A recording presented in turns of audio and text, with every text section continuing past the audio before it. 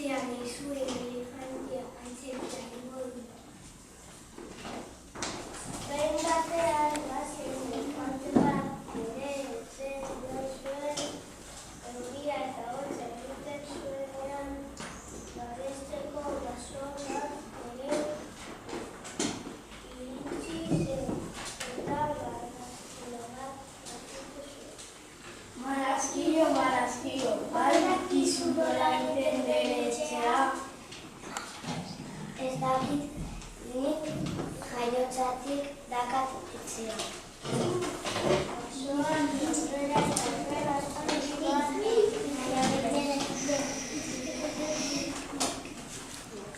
Jauna, badakizu nola egiten den etxea? zatoz eta ikusi abia egiten ari nahi momentu honetan. Elefantea agarra dugu eta abia handi bat egiten joan. Baina barruan zaratu zenean ikaz handena euskal egin zuen.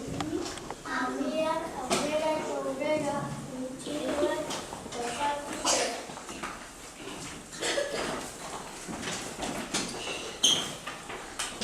Jauna, badakizu nola egiten den etxea?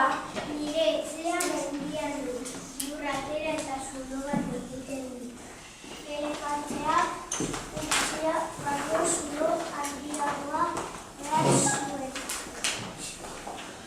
Eta lurratera eta atera mendi guztiak ikarak jarriz etxia eta aseria abietatik egiten zuen. Jauna, horrela jarraitzen baduzu, mendi guztian zartuko duzu. Elefantea triste, zoazte batean eseri eta negarez hasi zegoen gizon batek ikusi zuen. Zergatik ari zara negarrez?